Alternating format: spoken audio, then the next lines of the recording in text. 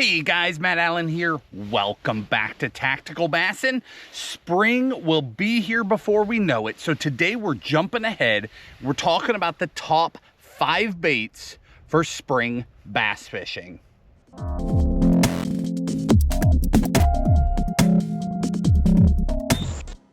Winter has still got a grip on many of us. Even as I'm starting this topic, the little bit of moisture that is in the air around me is falling as little snowflakes.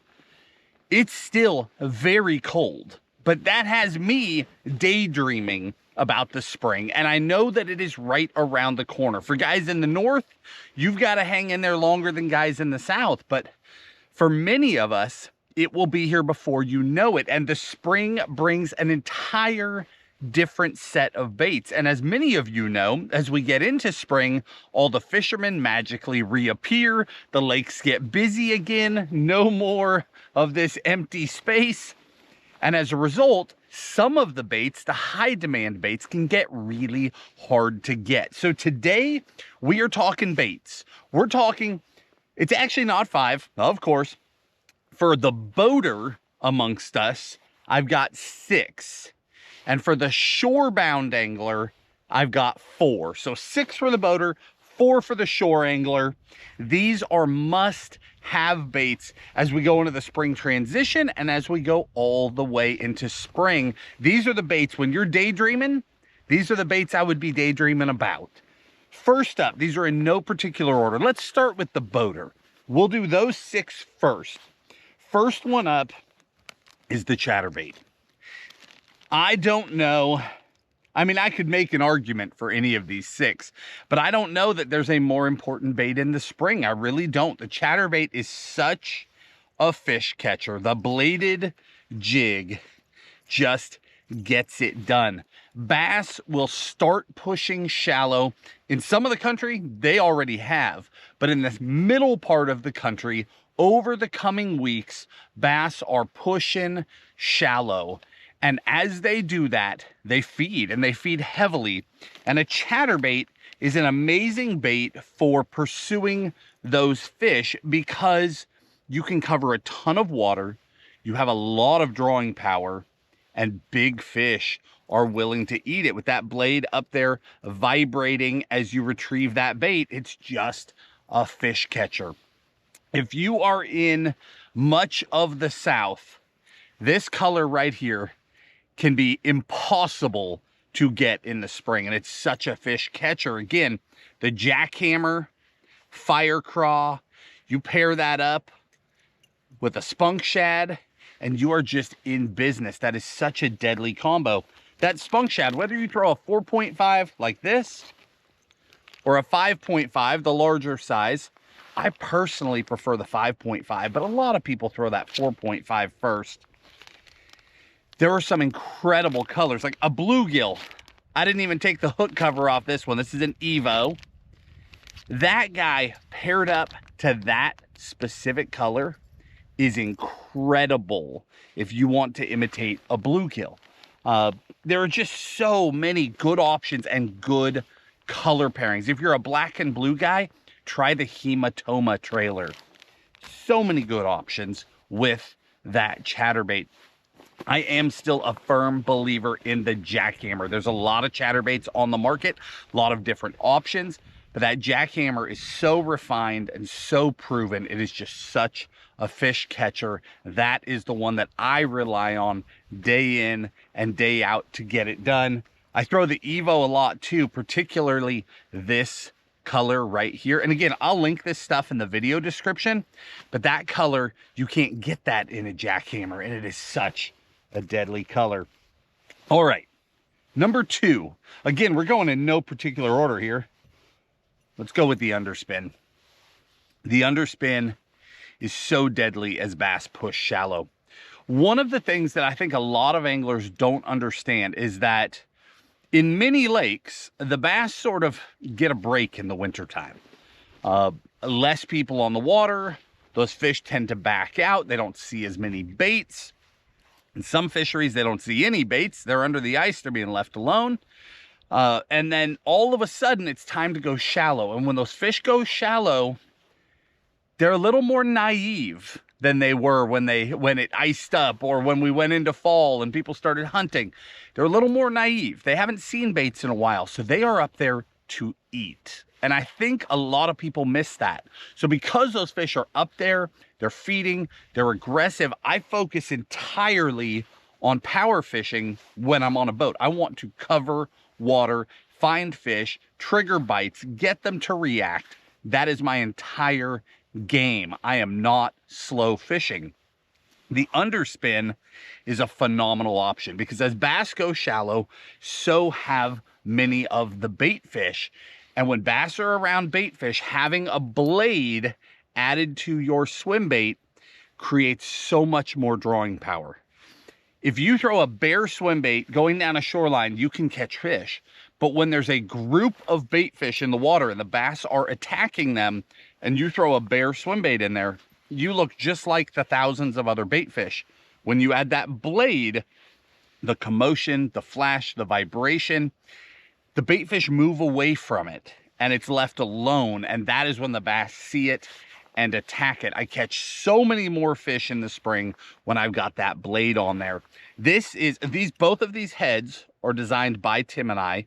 We partnered up with Dirty Jigs. This is the TacticalBassin mini underspin. This is our standard underspin. I'll link both of them in the video description. The difference is the mini goes from 1/8 to 3/8, but the hook, a heavy duty hook, small but heavy duty, stays the same size at all the weights. When you go to our standard underspin, the hook size increases as you go up in the weight of the head. So it depends. Are you trying to throw a small little swim bait and you just want to change the head, but you're always throwing that small profile, you throw the mini. If you want to pair the appropriate swim bait to the appropriate sized hook, you throw the standard. All right, next up, the jerkbait. The jerkbait is such a proven bait in the springtime, and there are 50 jerkbaits that I could point at and say I could definitely go out and catch a bass on that. But there are some that just stand out from the crowd. The Shimano, the Zumverno 95 SP with the flash boost inside of it is a special bait. The way it cuts, it is just such an aggressive bait. It throws a ton of light as it's doing that. Some jerkbaits just sort of dance in the water. This thing cuts and dashes and flashes light. It's amazing. And then with that flash boost, that just takes it to another level. That thing is the real deal. And then of course, a Megabass Vision 110. How can you talk about a jerkbait at any time of year and not include a Vision 110? That is the baseline of all jerkbaits. And that is an incredible color in the springtime right there. Phenomenal bait. One thing I do in the spring, when bass go shallow, they are aggressive. They also tend to be pretty feisty. You will notice these are not the stock hooks on this jerkbait. I upgrade my hooks most of the year, but I make sure that they are upgraded in the spring because that's when I have the best shot of catching a giant on a jerkbait. A few years back, I caught a 12-pounder on a jerkbait in March. 4 feet of water. Nothing special except for the size of the fish. It was incredible. You just never know when the fish of a lifetime is mixed in with smaller fish in the spring. So you've got to be prepared. Next up, we've got the square bill crankbait. The square bill has become, do I want to call it my personal number one? The last couple of years, it definitely has been. The last 2 years, the square bill has been my main gig in the springtime. It's got a lot of value to me. So I can cover a lot of water. And most importantly, I can go really shallow and I don't have to worry about snagging. That's a big thing to me. Again, spring, fish pushed up, all that. But those fish are not used to boats. They're not used to pressure. That's why they're aggressive. That's why they're eating your bait. That's why they're eating it without abandon, right? One after another, schooled up, just plowing those baits that you're throwing at them. But on the flip side, they're not used to your boat. So if you get snagged, and you have to go up in the shallows with those fish, sometimes they vacate. And when they vacate, they really vacate. They are gone and they are not coming back for a while. So I'm really careful to focus a lot of the time on baits that will not snag up. These two right here, these are special. This is from Rapala. This is called the OG Rocco. This bait has the fastest startup speed of any square bill that I've ever thrown. Meaning if I want to burn, pause, burn, be aggressive with it, stall it out, run it up next to a stump, stop it, run a foot, stop, and get fish to lash out almost like a jerkbait bite, I can do that because this bait will start its action faster than any other bait that I've found. At the other end of the spectrum, we have the Bill Lewis ATV. This is the true four-wheel drive of all square bills. It is almost unsnaggable. No joke. I throw this thing into the heart of lay down trees and just wind it full speed through the branches and it doesn't snag up. It is an unbelievable lure. What blows my mind is that I can plow through all this wood and laydowns and all these things, and then when a fish hits it, they do hook up. It's really amazing. But that is an incredible, incredible bait. It is such a fish catcher. So if I know I've got to go shallow, if I know there's cover, there's no question the ATV is my bait. If I want to be aggressive and work it and pop it and try to draw a feed response out of a fish, no question, the Rocco is my bait. One nice thing about both of these baits is that the stock hooks are solid. I like them. They're different, but they both work really well. Next one up, the A-rig. The A-rig is all about imitating a school of bait fish in the shallows. And when it comes to the A-rig, the sheer number of giant fish that are caught on an A-rig every year is incredible. Tim and I, a few years ago, partnered up with Hog Farmer to start building our flex rigs. So we designed these rigs with softer wires so they have a ton of movement. This is our new 5-hook because a lot of people live in states where you can throw 5 hooks. So we finally, after a lot of years of requests, did a 5-hooked rig. The rest of our flexible rigs are all 3-hook rigs. They're 6-wire, but only 3 have hooks. And that allows you to fish really effectively in the rest of the country in places you can't throw 5 hooks. Honestly, it works great in 5-hook states too. But one other option here. So that 5-hook is awesome. That's our mini size, which is the middle. We have a flex, then a mini, then the micro. The micro is so small, you can throw this on any bait caster you own and a lot of your spinning rods as well. You can throw it on 10-pound line, 12-pound line. For the guy who knows that A-rigs work, but doesn't like throwing A-rigs because they're cumbersome, they're hard to throw, we get it. We designed these specifically to be lightweight. Even our largest rigs are lighter than a standard rig. But as you get down to the mini, you can throw that on any jig rod, no problem. When you get to the micro, I mean, I throw that thing on bait finesse sometimes. If you're a guy who doesn't like rigging because it's hard on your body, this is your answer. 3 1/8 ounce heads. That's 3/8 of an ounce of lead on this rig. That's it. And you go for it. I'll link all of this again in the video description because we use specific swim baits depending on the size of the rig. We use specific heads depending on the size of the rig. That is such a good way to get them. And isn't that such a good way to store them? There's 3 rigs right there. No fuss, no mess. I love it.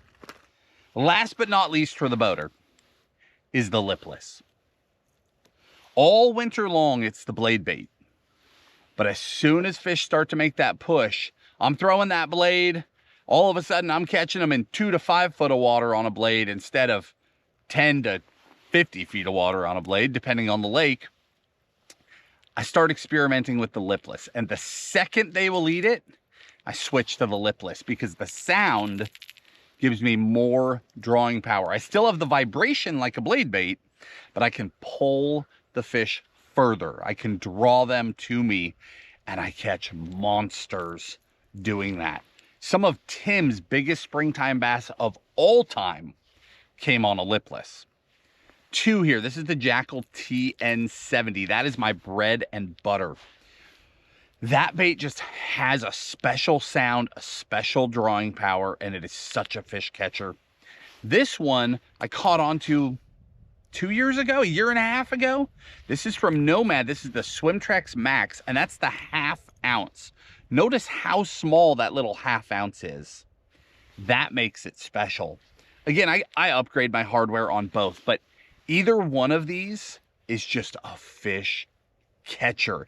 Comes down to the size of the bait fish that are in the fishery, how much you want it to vibrate. But when I'm fishing these lipless, I want to be clear.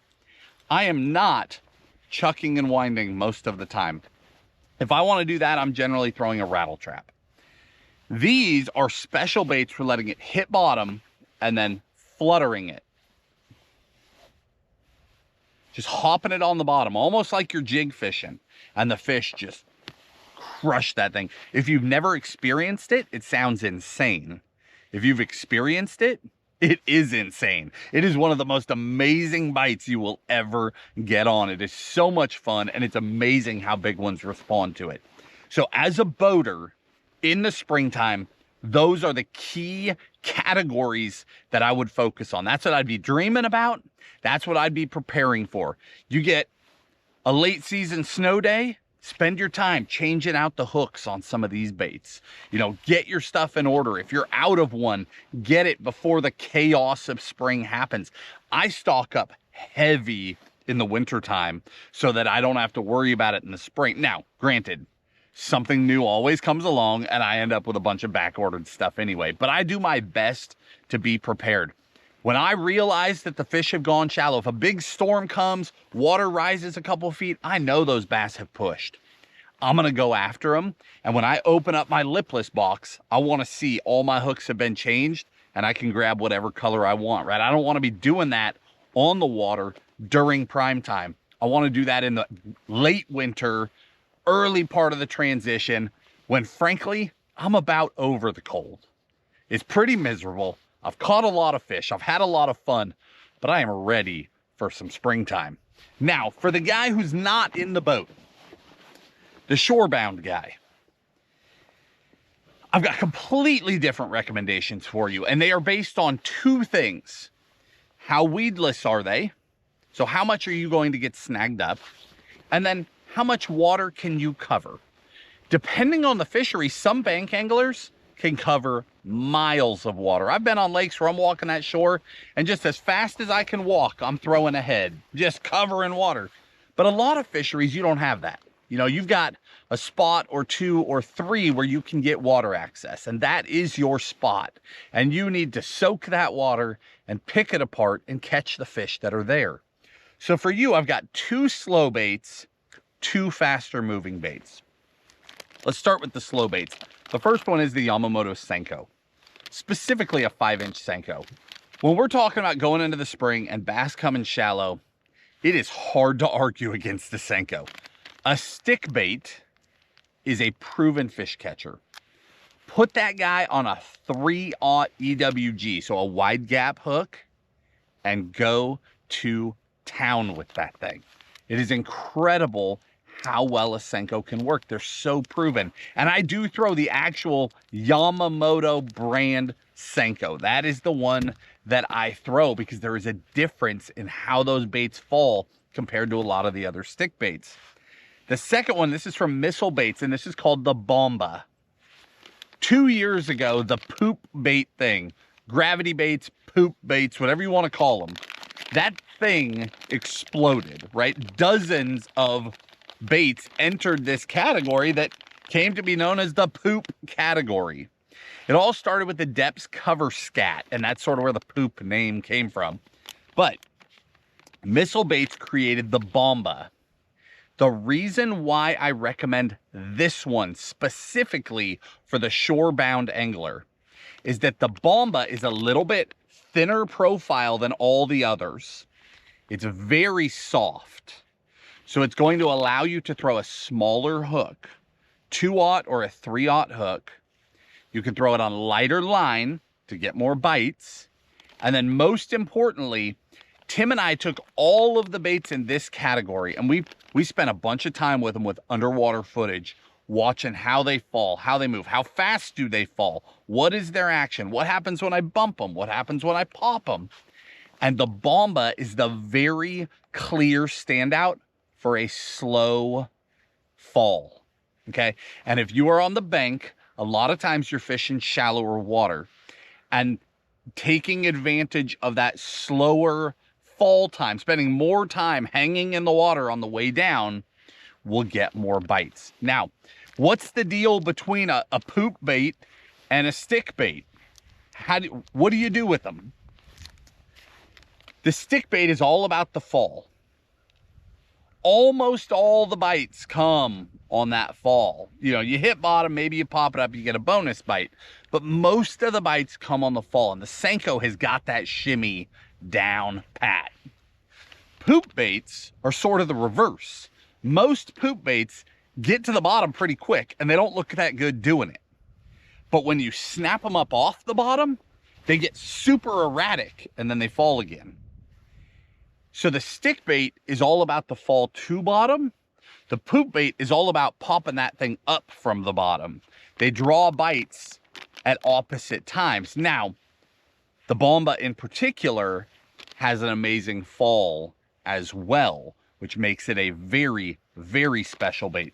This, if you don't know what color to throw and your water can be a little off color, this specific color right here, where it's black, blue on top, green pumpkin on the bottom, super bug, is such a fishy color because I can throw it in crystal clear water. There's enough green pumpkin there that they'll still eat it, but I can throw it in stained water. There's enough black blue that it's got some profile in that stained water. It's a big fish color. I have a lot of faith in that one. And then two faster moving baits for you. One is going to be the soft jerk bait. This is the X-Zone Whiplash Shad, and I have fallen in love with this bait over the last few seasons. The amount of damage I've done with this thing in the spring and in the summer, I mean, we have just wrecked shop with it. The Whiplash Shad has this awesome gliding motion. As you're popping that reel, working this thing, it's not a super aggressive twitch. Can you guys see the snowflakes just blowing between me and the camera? Little tiny flakes blowing by here.